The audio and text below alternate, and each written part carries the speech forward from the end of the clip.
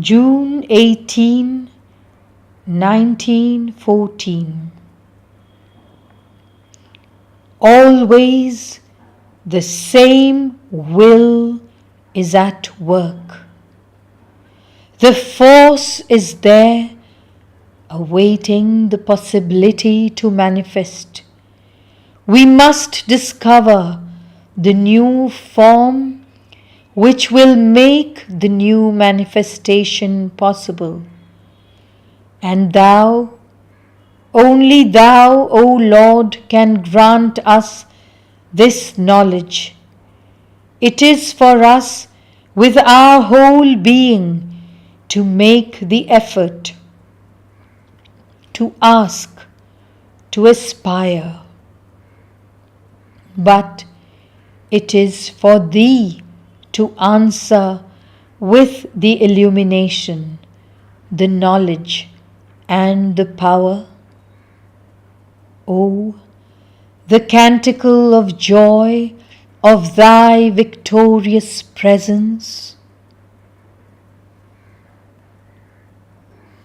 June 19, 1914. Fill our hearts with the delight of Thy love. Flood our minds with the splendor of Thy light. Grant that we may effectuate Thy victory. June 20, 1914. Thou must accomplish the work of transfiguration. Thou must teach us the path to be followed, and Thou must give us the power to follow it to the very end.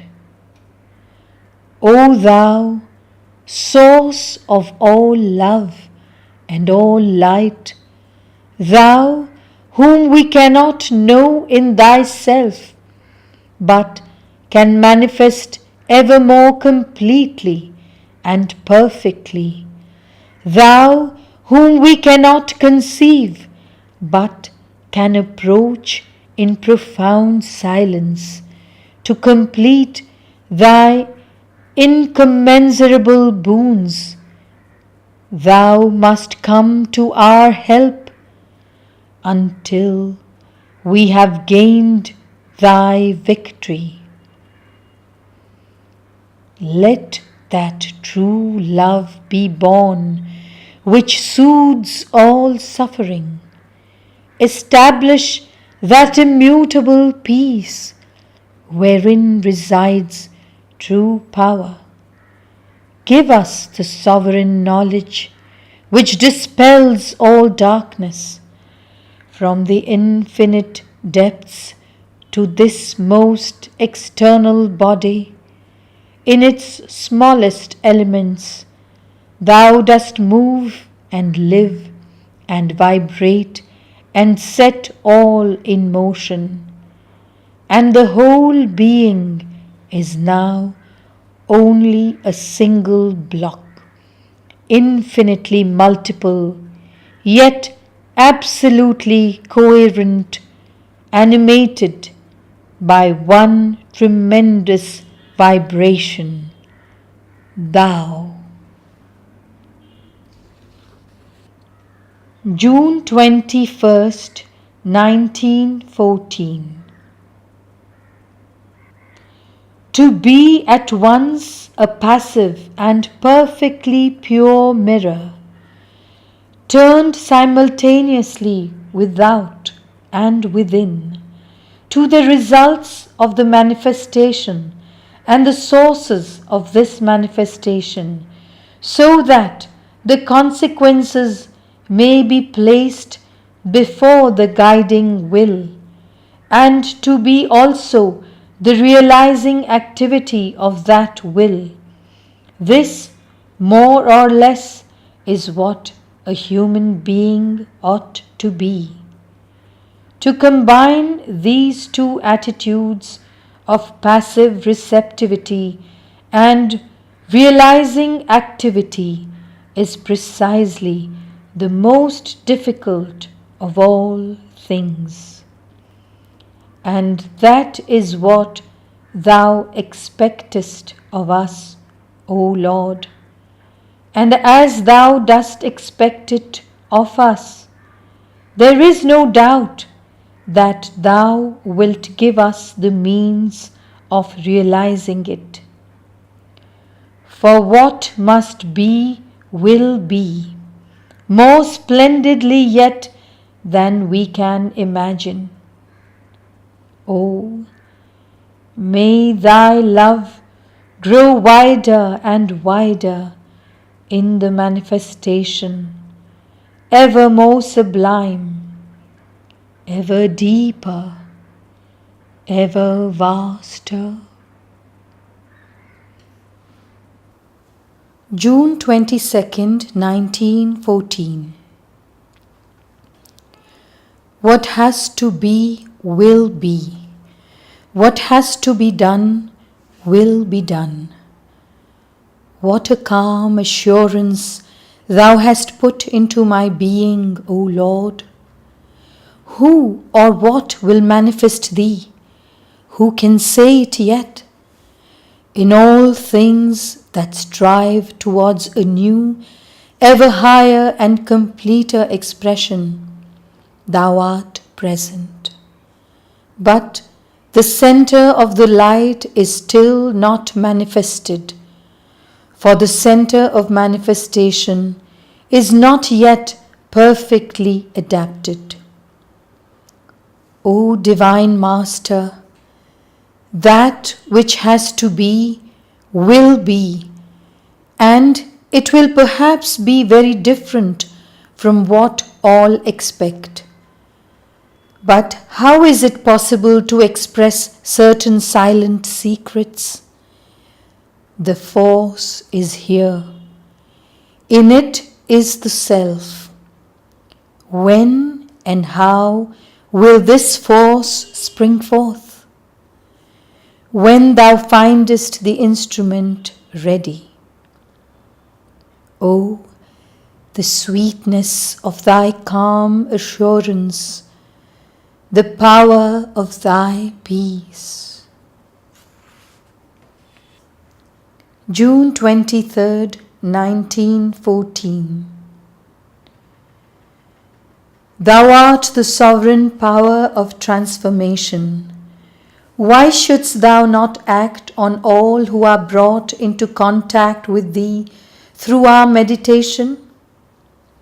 We lack faith in Thy power.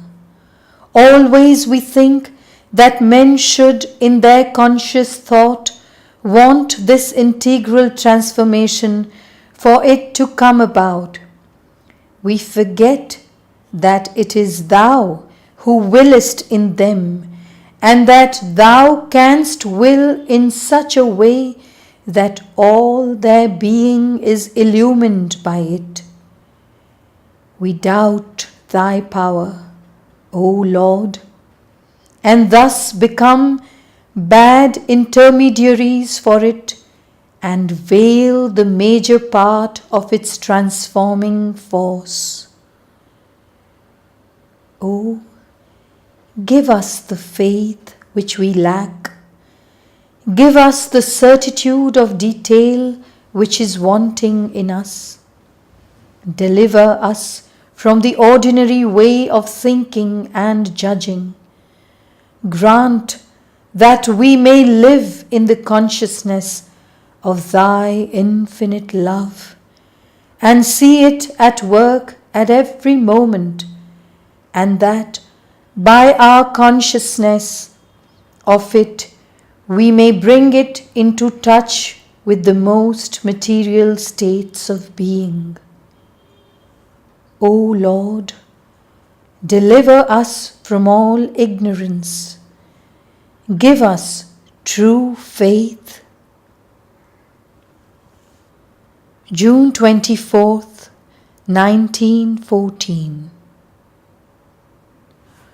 From the point of view of the manifestation, the work to be carried forward upon earth, a hierarchy is needed.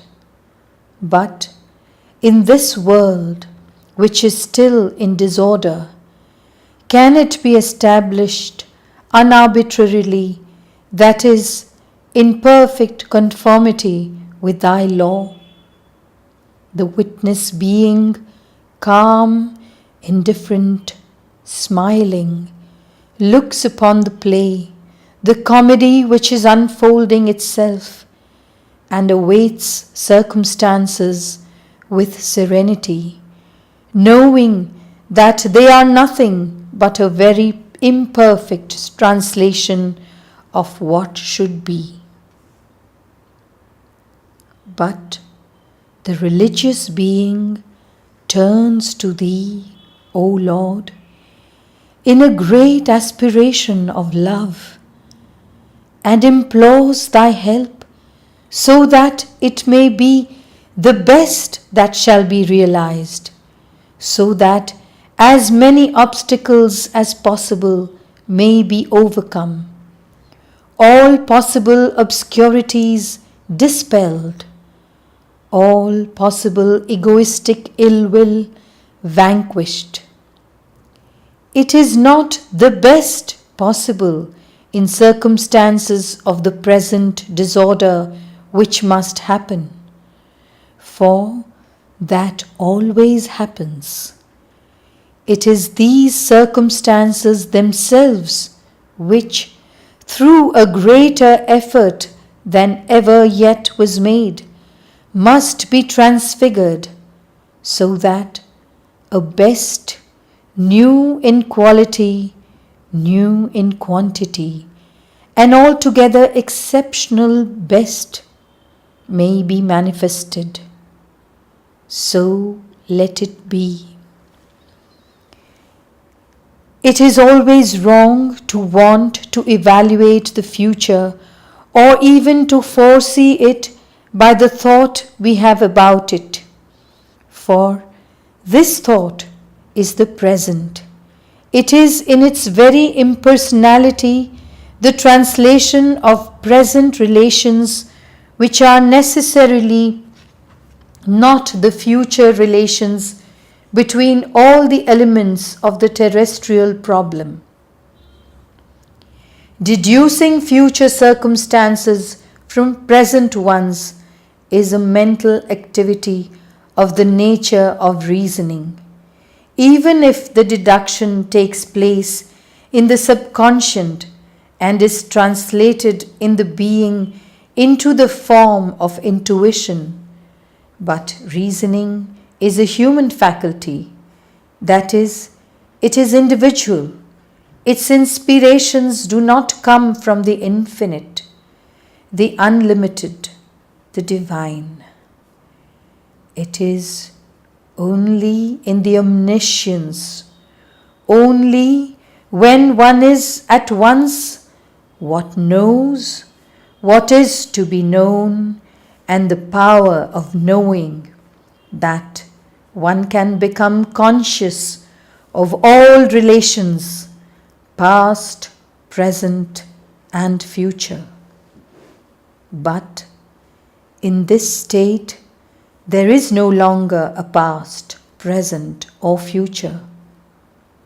All is eternally.